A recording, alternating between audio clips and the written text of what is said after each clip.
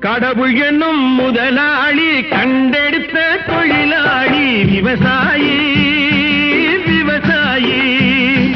கடவுள் என்னும் முதலாளி கண்டெடுத்த தொழிலாளி விவசாயி விவசாயி.